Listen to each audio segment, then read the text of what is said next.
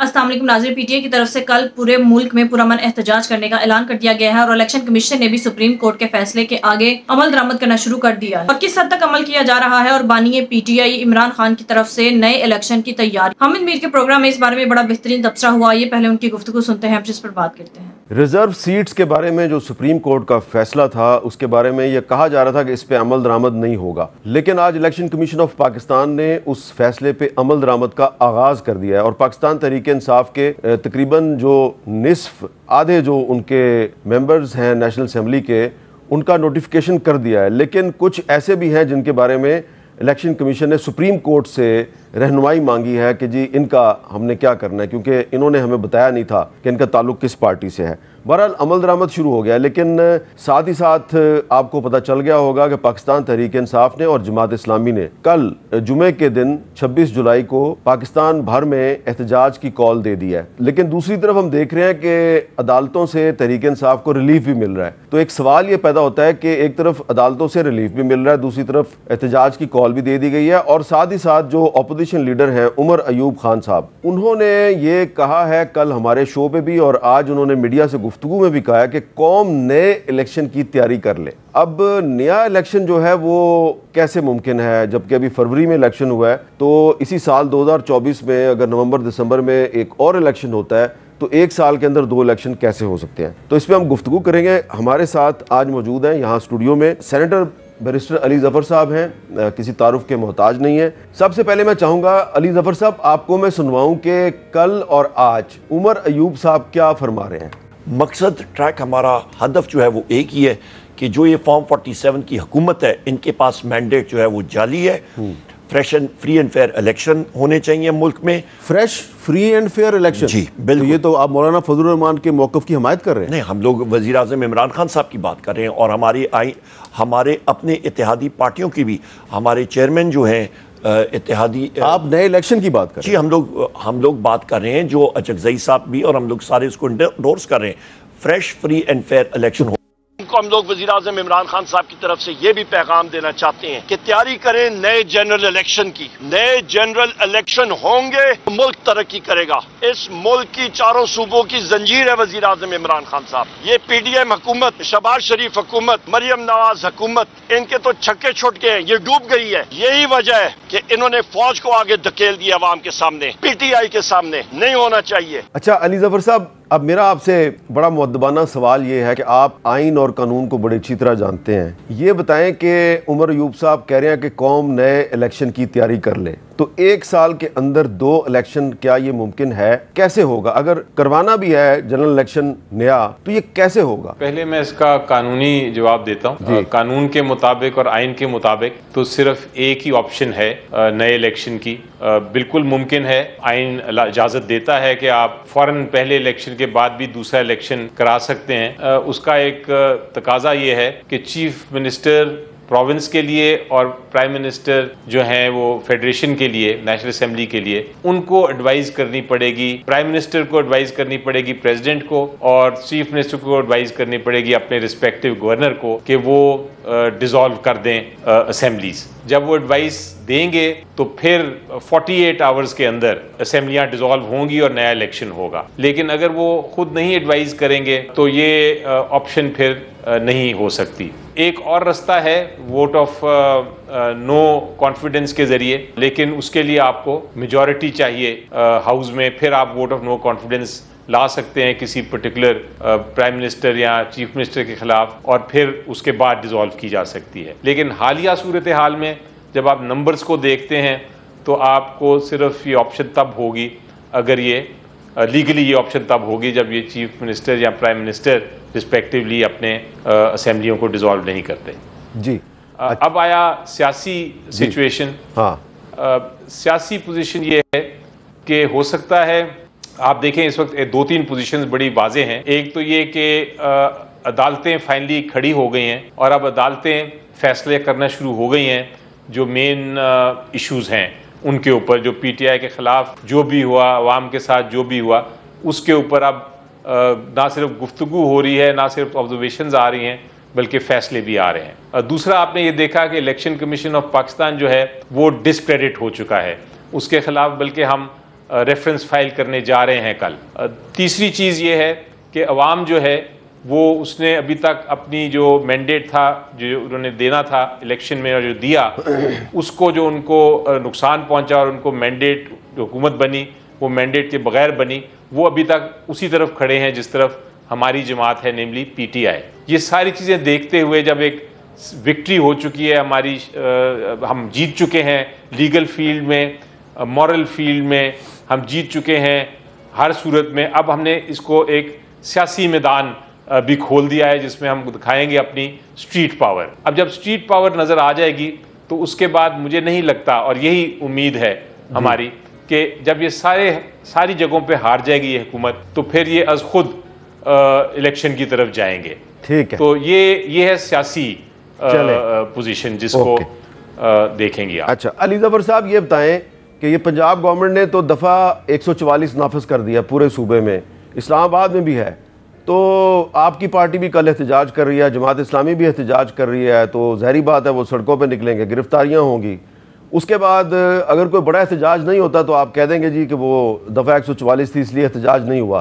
तो ये बार बार जुमे के दिन एहतजाज की कॉल देने का कोई फ़ायदा है या नहीं है? ये देखिए, ये तो हमारे साथ शायद PTI के साथ इलेक्शन से पहले ही होता आ रहा है।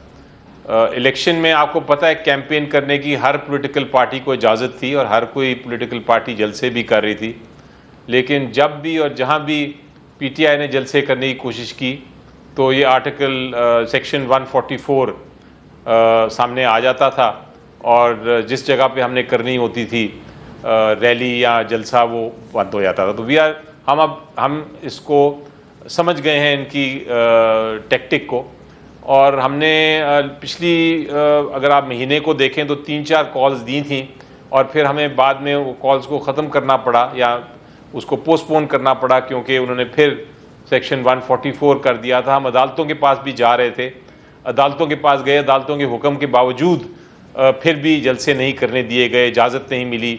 हाई कोर्ट से इजाज़त लेते थे, फिर दोबारा आखिरी मिनट पे इजाज़त को ख़त्म कर दिया जाता था।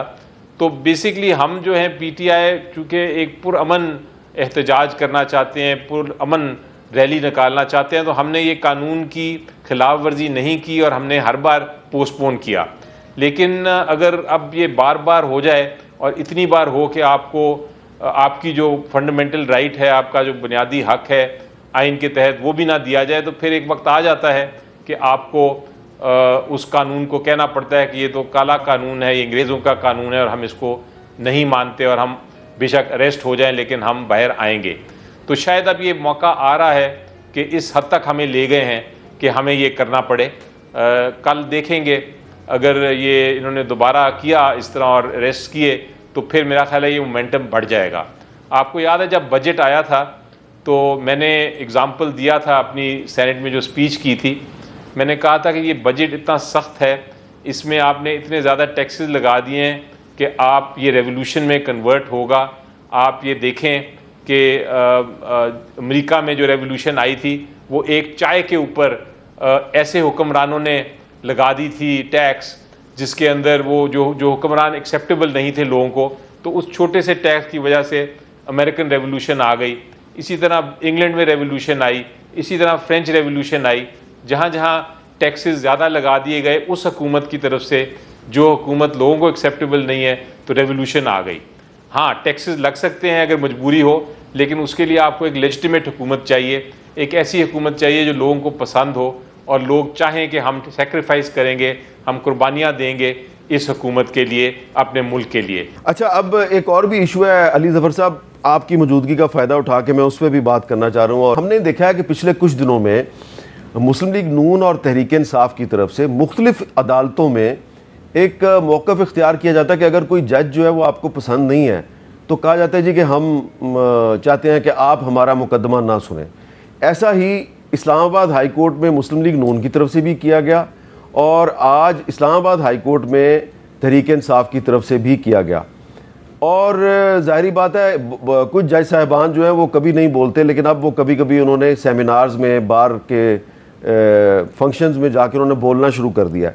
तो मेरा सवाल आपसे यह है कि ये जो तमाम बड़ी पॉलिटिकल पार्टीज़ हैं, ये सिर्फ अपनी पसंद के जजों के सामने अपना केस लगवाने में क्यों इंटरेस्टेड होती हैं? जी देखिए, ये तो महल हर एक की ख्वाहिश होगी कि वो अपना पसंद का जज करें, लेकिन ऐसा होता नहीं ना, ऐसा निज़ाम होना चाहिए, क्योंकि अगर ये ऐसा निज़ाम हुआ तो फिर वो मुल्क में आप सोचें कि फिर रूल ऑफ लॉ तो नहीं होगा। लेकिन बहुत अरसे से एक जूरिस्प्रूडेंस है, और वो ये है कि जब आपको नज़र आए कि एक जज या आपको शक हो और वो शक किसी चीज़ पे, किसी वजह की वजूहत पे बेस्ड हो कि हाँ ये जज मेरे ख़िलाफ़ है, या जज किसी ऐसे पॉइंट पे है, ऐसी सोच रखता है जो कि मेरे केस में दखल अंदाज हो सकती है, या जज के कोई ख़ानदान में ऐसा शख्स है या ऐसा कोई शख्सियत है जो इन्फ्लुएंस कर सकता है मेरे केस के ख़िलाफ़, तो आपका हक़ है कि आप जाके तो उसके ख़िलाफ़ एक एप्लीकेशन दें और कहें कि आप मेरा केस बराए मेहरबानी ना सुने। Justice must be seen to be done. तो ये इस प्रिंसिपल पे बायस कि अगर शक हो तो आए कि जज को कह सकते हैं, लेकिन उसकी एक शर्त है। एक तो आपके पास अच्छी वजूहत होनी चाहिए, और ये नहीं हो कि आप वैसे ही हवा में फायर कर रहे हो, और दूसरा ये कि ये फाइनल फैसला जज साहब ने खुद करना होता है। आप कह सकते हैं, दरख्वास्त दे सकते हैं जज साहब को, लेकिन जज साहब खुद ही फाइनल फैसला करेंगे। चले। अब हमारे केस में, पीटीआई के केस में, आप देखें कि जब आप देखते हैं कि एक जज साहब ने 15 फैसले किए हैं एडमिनिस्ट्रेटिव साइड पे भी और लीगल साइड पे भी जो आपके ख़िलाफ़ हैं, तो फिर आपका एक बायस तो आ जाता है कि हर मेरा केस एक ही जज क्यों सुन रहा है और मेरे ख़िलाफ़ ही क्यों फैसला आ रहे हैं, और एडमिनिस्ट्रेटिव साइड पे भी क्यों मुझे फैसले आ रहे हैं। तो फिर आपका हक़ है कि आप जाके दरख्वास्त करें जज को कि आप मेरा केस ना सुने।